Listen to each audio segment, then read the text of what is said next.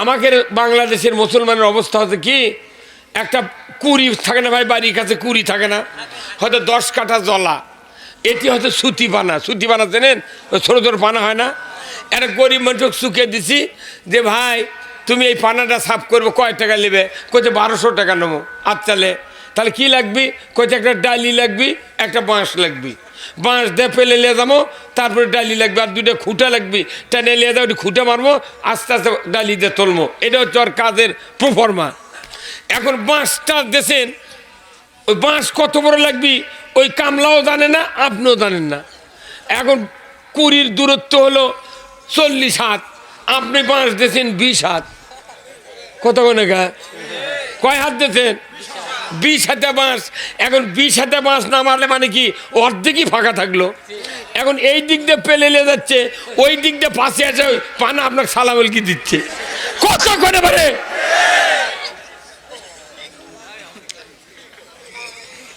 এই দিক দিয়ে পেলে নিয়ে যাচ্ছি আমি, আর পানা এই দিক থেকে ফাঁকা থাকা, পাশে আছে হিট করছে, তোর বাপের কাম বাজে না আমাকে সাফ করা।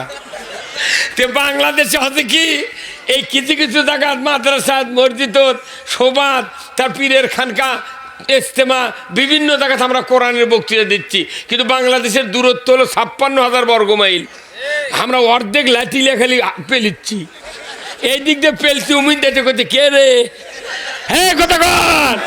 এই বাংলাদেশ সাফ করলে পুরা লাঠি দরকার, পুরা শক্তি দরকার, ঠিক কিনা? এই পুরা শক্তি হলো ইসলামী রাজত্ব, হ্যাঁ ঠিক কিনা? এই বাংলাদেশে পুরা ইসলামী রাজত্ব কারা কারা কায়েম চান, দুহাত তুলে আল্লাহকে দেখা। নারায়ে তাকবীর, নারায়ে তাকবীর। আল কোরআনের আলো। আবার দেয় হাজি ই করছে, আমার কিস্তিও নাই, তারপরে আমার জমি খাজনাও বাকি নাই, তাহলে আমি তো বেঁচে গেছি। তখন আল্লাহ করছে, পাগল তুই আরো মরছু বেশি। কে? পল্লী বিদ্যুতের বিলের কাগজত আছে লেখা, মোট বিল এত টাকা, বিলম্ব মাসুল সহ এত টাকা। ওটি সুদের জায়গায় বিলম্ব মাসুল লেগেছে। আর আপনার স্ত্রী বলতেছে, নইমের বাপ 2 মাসের বিল বাকি পড়ছে, ফাইন হচ্ছে 1400। তাহলে আমি বক্তা আর হাজি মরে গেল, ওরও সুদ দেওয়া লাগলো। কথা কনে বারে। এখন যারা বড় বড় গার্মেন্টসের মালিক, ব্যবসায়ের মালিক, এরা করছে না বেঁচে গেছি, আমার জমি জারত নাই, পল্লী বিদ্যুতের বিলও বাকি নাই, কিস্তি নেওয়া নাই, লোনও নেওয়া নাই। উই আরো বেশি মরছে, ওই 5 কোটি টাকা লেছে সিসি লোন। গার্মেন্টসের মালিক আল্লাহ করছে, তুই আরো মরছু বেশি। তাহলে এই বাংলাদেশে যারা সিসি লোন, যারা সুদভিত্তিক অর্থনীতি মানে আমরা ইবাদত করতেছি, আমাদের যে কি লস হচ্ছে শীতের মধ্যে ওযু করে, এই লসের কোনো সীমা নেই। পৃথিবীর জমিনে ইমানটাই যদি ঠিক মতো না থাকে, আমার কোনো ইবাদত কবুল হবে না। ইমান মানে কি? বিশ্বাস। কি বিশ্বাস? আল্লাহর হুকুমগুলি মানা, নিষেধগুলি বাদ দেওয়া, এর নাম হলো ইমান। এই কথা কোন না? তাহলে আমি কালেমা পড়েছি মানে কি? আল্লাহ বিশ্বাস করছি, আল্লাহর দেওয়া ইসলামকে বিশ্বাস করছি, অথচ সুদের অর্থনীতি মানে নিয়েছি, বেপর্দা মানে নিয়েছি, বল খেলা মহিলার মানে নিয়েছি, ঘুষ মানে নিয়েছি, দুর্নীতি মানে নিয়েছি, সব সিন্ডিকেট মানে নিয়ে জুম্মা দেখছে আল্লাহু আকবার। কতক্ষণ? এই একবারে কোনবারে ঠিক কিনা? আল্লাহ এই নামাজ চায় না। 26 বছর পর্যন্ত উমর ফারুক কাফের ছিল, দুর্বৃত্ত দুশ্চরিত্রের যুবক ছিল, যে তরবারি দিয়ে রসুলকে কতল করতে গেল, এই উমরের মতো বকেটা লোক ওই সময় মক্কা কেন, মদিনায় কেন, পুরো আরব আমিরাতের মতো এত দুষ্ট যুবক ছিল না। এই মানুষটা নবী জব করবার দায়া ইমান আনলো। সুবহানাল্লাহ। ইমান আনলো। ইমান আনার পর 1 সেকেন্ডের জন্যে আর আল্লাহ বিরোধী কোনো কাজ করেনি। কিন্তু আমরা বাংলাদেশে 20 কোটি মানুষ, আমরা কোরআন না বোঝার কারণে, ইসলাম না বোঝার কারণে যাই দিক ঢেউ মারে সেই দিক যাই। এই যারা কোনো ঘরে ঘরে এরাই ব্যারাম, এই ব্যারামে মরেছি 54 বছরে। হ্যাঁ কতক্ষণ, হ্যাঁ ভালো ভালো ভালো হ্যাঁ কতক্ষণ। আল কোরআনের আলো, এই কোরআন দিয়া রাসূলুল্লাহ কয় বছর দেশ শাসন করছে? মাইক ভিডিও ম্যান জানে আপনারা কি মসজিদের ইমাম কয়নি কোনোদিন? এগুলো ইমাম চাকরি রাখবেন না। যে ইমাম বলবে না যে নবী কোরআন দিয়ে দেশ চালাচ্ছে, এই ইমাম ইসলামকে ক্ষতি করতেছে। হ্যাঁ কতক্ষণ।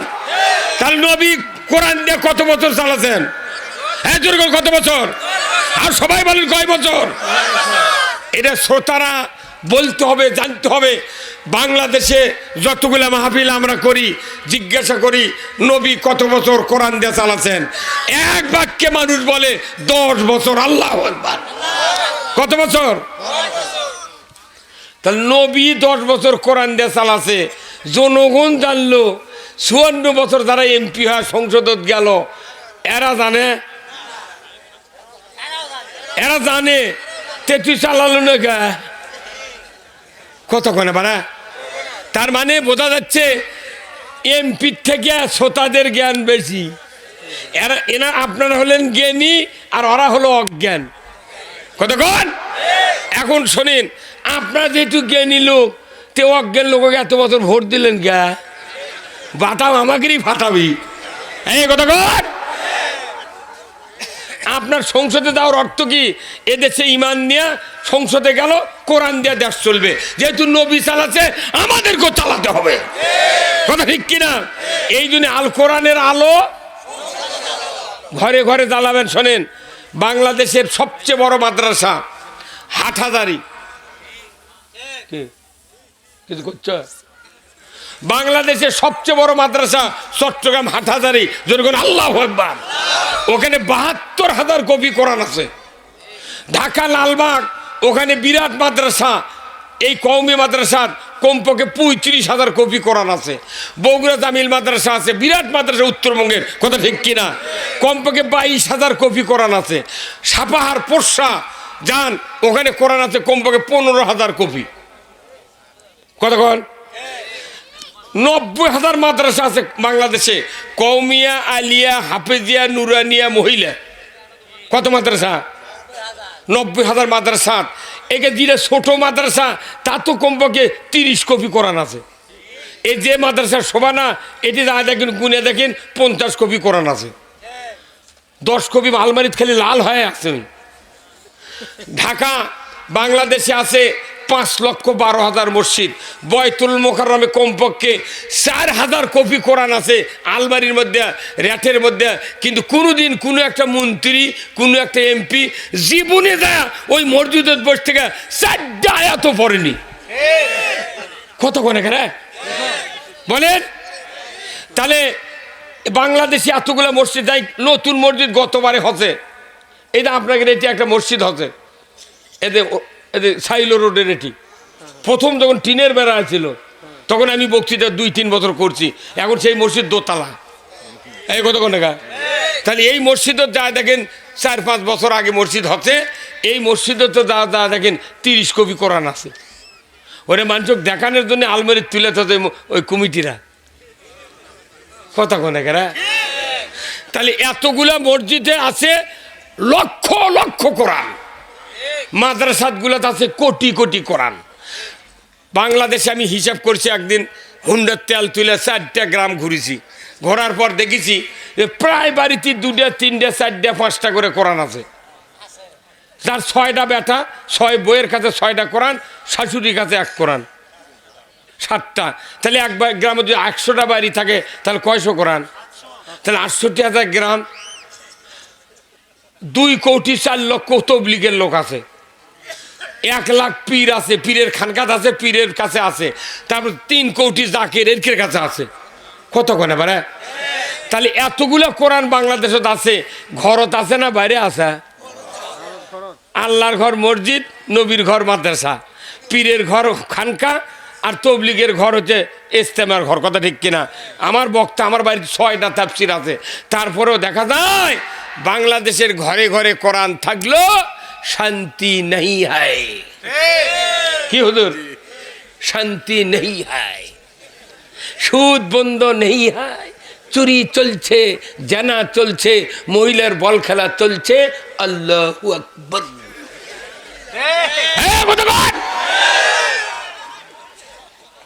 তাহলে ঘরে ঘরে কোরআন থেকে লাভ কি হলো? কোনো লাভ নাই। মোট কোরআন ঘর থাক, এক কোরআন সংসদে যাও।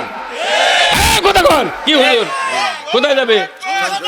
জোরে কথা কন না আপনি, আমরা মনের মধ্যে খুব ভালো লাগছে না আমার কথা কন। সব কোরআন ঘরে থাক, এক কোরআন সংসদে যান।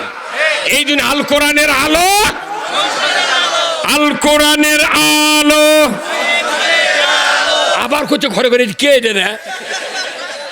এতক্ষণ চিকিৎসা করলো, এটা আপনার জন্য মিশে টুই মাধ্যমে ঘুরিচ্ছে। কোরআন সংসদে তারা পাঠাতে চায় না, এদের জন্য সবচেয়ে বড় সমস্যা। কতক্ষণ? তাহলে আল কোরআনের আলো, জোরে বলতে পারবেন না? আল কোরআনের আলো, দুনিয়ার মুসলিম, বগুড়ার মুসলিম, আদমদিঘির মুসলিম, সান্তাহারের মুসলিম, গুনিপুরের মুসলিম, লিল্লাহে তাকবীর। আল্লাহ খুশি হলো, রসুল খুশি হলো। এখন বক্তৃতা হবে কার? কোরআনের। শুনবেন তো? আপনাকে আওয়াজ আমার কানত না হলে আমি বক্তৃতা দিতে পারি না। কালা মানুষের কাছে আমি মাইক ভালি আছে তো, কে কয় মাইক ভালো নাই? 100 মাইক। আপনারা শুনে পাচ্ছেন না? এখন এখন শোনেন, এই পৃথিবীতে মখলুকাত কত হাজার? 18,000। তারই ভেতর আশরাফুল মখলুকাত কারা? এই মানুষ, মানে এই সব না, কোয়া লাগবে আমরা। আশরাফুল মখলুকাত কারা? আমরা। যদি কোন মানুষ, তাহলে আপনার বাড়িতে 6 জন তুমি বাদ পড়ে যা কার। আবার এই প্যান্ডেল ছাড়া যারা আছে তারাও বাদ পড়ে গেল। আশরাফুল মখলুকাত কারা? আমরা। আল্লাহ খুশি হয়ে গেল, আল্লাহু আকবার। এখন আশরাফ মানে ভদ্র, মখলুকাত মানে সৃষ্টি জাত। তাহলে আমাদের সৃষ্টিকর্তা কে? আল্লাহ। এখন মখলুকাত আমরা আশরাফুল মানে ভদ্র জাতি। অনেক মানুষ সমাজ আছে, নামাজ পড়ে না, রোজা করে না, মাথার টুপি নাই, দাড়ি নাই, ব্যবহার ভালো, এই আছে না নাই? সবাই বলে লোকটা ভদ্র বারে, কে কয় না। আবার অনেক মানুষ আছে নামাজ পড়ে, রোজা করে, জুব্বা গাওয়ার দাঁড়িয়ে আছে, ওর কথা শুনলে মানুষ খালি খেপেই যায়। কে ভাই কথা কর না? কিন্তু আল্লাহ তাআলা বলছেন না, নামাজ পড়ে পড়ুক, না পড়ে না পড়ুক, কোনো যোগ্যতা না থাক, ইন জেনারেল মানব জাতি হলো আশরাফুল মখলুকাত, এরা ভদ্র। ধরে কোন আল্লাহু আকবার। কেন ভদ্র হলো? জিজ্ঞাসা করবে আপনাকে আল্লাহ, তুমি কেন ভদ্র হলে কোনো চিন্তা করছো? কোথাও না, চিন্তা করিনি। তাহলে তুমি কেন ভদ্র হলে? এটা একটা দুনিয়ার তো চিন্তা করা লাগতো। কোথায় তুমি কি রাস্তা দিয়ে ঘুরছিলে কোনো দিন? কোথায় ঘুরছিলাম তো ওই সিএনজি বাসের গাওত ট্রাকের পাশে লেখা থাকিছিল যে পৃথিবীর সর্বোচ্চ আদালত মানুষের বিবেক। বিবেক কি? সর্বোচ্চ আদালত মানুষের বিবেক। আল্লাহু আকবার। প্রথম হলো মূর্খ হোক, শিক্ষিত হোক, সবাইকে আল্লাহ বিবেক দিয়ে সৃষ্টি করেছেন। এমন কোনো পীর নাই, এমন কোনো বক্তা নাই, এমন কোনো শিক্ষিত লোক নাই, এমন কোনো অশিক্ষিত লোক নাই, এমন কোনো খেটে খাওয়া মানুষ নাই, অন্যায় করতে গেলে বিবেক তাক না বাধা দিয়ে লোক করে থাকে। বাধা দিবি, ভাই এটা করিস না রে, মানুষের টাকা দিয়ে মাছ ছেড়ে দিয়েছে, তুই খেটক খাওয়া দিচ্ছ, বিবেকের কথা শোনে। আবার বড় অফিসার করছে যে 1 লাখ টাকা দেবো, এই মামলাটা অন্যদিকে নিয়ে যেতে পারবেন না। কইছে পাগল, তুই টাকা দিয়ে দেখ, 5 মিনিট লাগবে আমার। কিন্তু বিবেক করছে এই অকাম করিস না, পারে এই দোষী নির্দোষী বানাস না। তারপরেই ছেড়ে দেয় না, ছেড়ে দিছে, ওই কাম করছে কিসের বিনিময়ে? টাকার বিনিময়ে। তাহলে এইভাবে দেখা যায় প্রত্যেকটা মানুষ। এই যে দেশে পুলিশ নাই, পুলিশ দেখবেন সিএনজি, ওই যে তারেক রহমান ভারতের থেকে সিএনজি এনে দিয়েছে মানুষের গরিব মানুষ করে খাওয়ার জন্যে। পুলিশেরা রাস্তার যা সুচার দেখানা করে দেয়। পুলিশ যখন সুচার ঘুতে দেয় তখনও ওই পুলিশও বিবেকে কথা, এ গরিব মানুষের দিন পর যায় না, কী করে খাবি, সব জিনিসের দাম বেশি, সোলপোল বাঁচার পারবে না, কানা করে দিস না ভাই। বিবেক কয় কি এটা উপরের নির্দেশ, কানা কর কথা কন। এইভাবে দেখা যায় পৃথিবীর মানুষ বিবেকের কাছে ফেলুয়ার। আল্লাহর প্রথম গুণ হলো আল্লাহ মানুষকে বিবেক দিয়েছেন, আল্লাহু আকবার।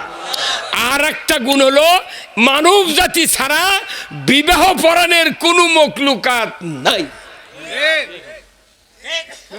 আছে গরুর বিয়ে হয়, মুরগি, হাঁস, বিলাই, ইন্দুর, কি সাংঘাতিক কথা, মানুষ ছাড়া বিয়ে। আবার এই বিয়ে যে হচ্ছে বাংলাদেশে, যারা বিয়ে পড়ায় মিথ্যা কথা কয়ে বিয়ে পড়াচ্ছি, কত উমুকের ছেলে উমুক, এত টাকা দেন মর, নগদ এত, বাকি এত, চাইবে মাত্র দিতে বাধ্য থাকবে, এই অঙ্গীকারে তোমাকে শাদী করতে এসেছে, তুমি তাকে শরীয়ত অনুযায়ী স্বামিত্বে কবুল করো। কি চাপ দিচ্ছে, করো কতক্ষণ। আচ্ছা কোন তো শিক্ষিত হোক মূর্খ হোক, নগদ বাকি বোঝে না। তা আমার দেশের মহিলারা কি মূর্খ হোক, নগদ বাকি বোঝে না? 3 লাখ টাকা মোহরানা বান্ধিছে, 30,000 নগদ, 270 বাকি, 2,70,000 বাকি, 30 হলো নগদ। তাহলে ওই মেয়েটা বোঝেনি, শোনেনি যে নগদ কত বাকি কত। তাহলে এই মেয়েটা যদি বিবেক থাকতো বলতো যে না আমি বাকিতে কবুল বলবো না, তাহলে ওর পালসার মিস, ওর দুপুরে খাওয়া মিস, হ্যাঁ কথা কোন গান। আচ্ছা কোন তো এইভাবে যদি 10টা মেয়ে যদি 10টা বড় ফিরে দেয়, 11 নম্বর বর দেয় আসবি বিয়ে করবে, আর বাপক কবি আব্বা 2 শতক জায়গা সাইলো রোডের ওই নয়নজুলি বেচে আমাকে টাকা দাও, আমি বিয়ে করবো, বাকি যা ওই মেয়ে মানুষের ঝাড়ি খাবার পারবো না, হ্যাঁ কথা কন ময়না। কি বাটপার দেখে, মিয়া তো বুঝলো না, মিয়ার যাই বাপ তাইও বোঝেনি, কারণ মিয়ার বাপ আদমদিগির হাট শনিবারে হয়, গৌহাটে লাগে না, এই কুরবানির হাটে মেয়ের বাপ যাক বাকি বিয়ে দিল।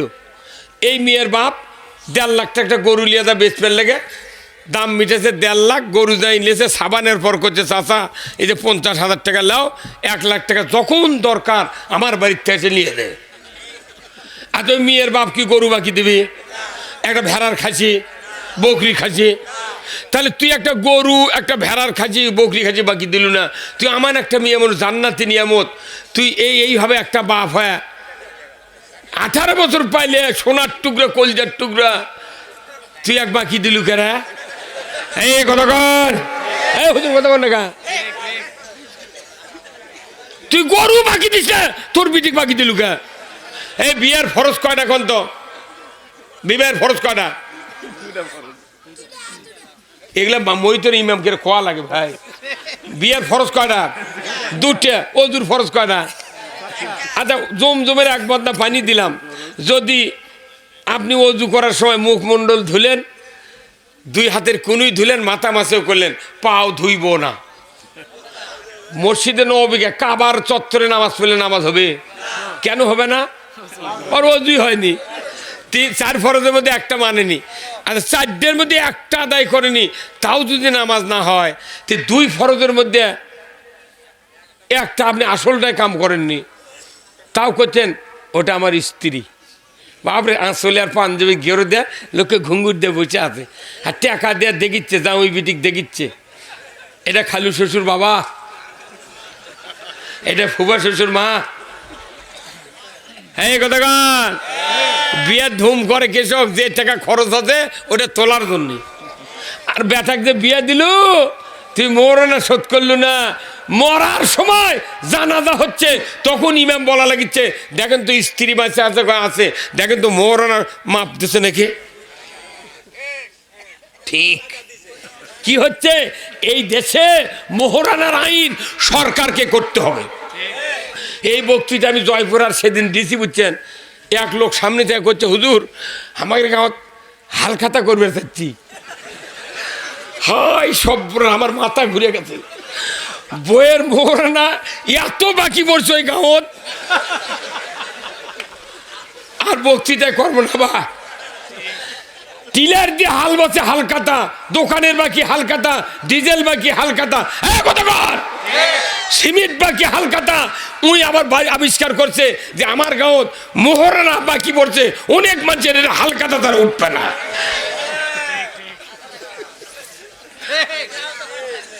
আসল বক্তৃতা আপনি যে স্ত্রী বাকি এনে করে খাচ্ছেন, মোহরানা করে পরিশোধ করলেন না, কত ক্ষতি হলো। আল্লাহর নবী বলছেন যে ব্যক্তি মোহরানা পরিশোধ সম্পদের মাধ্যমে করলো না, আমার রসুল বলছেন কিয়ামতের ময়দানে ওই ব্যক্তি জানাগারের কাতারে উঠবে। আমাদের তাদের মোহরানা এখনো বাকি আছে, মন কয়া দেশে মন এখন শুনে করছে আরে বা তাই তো রে, কথা তো ঠিক। আর এই দেশের মা বোনের এত আলসে, দোকানদার বাকি দিলে তাও মাঝে মধ্যে চাস ভাই 300 টাকা বাবু দেবে না, আর ওটি একখানটি শুয়ে থাকে, কোনোদিন কয় না নইমের বাপ। কথা কয় এই যেমন পুরুষেরা করছে, আমাদের মধ্যে কাজে বাজাদার ওস্তাদ এই যুক্তিবাদী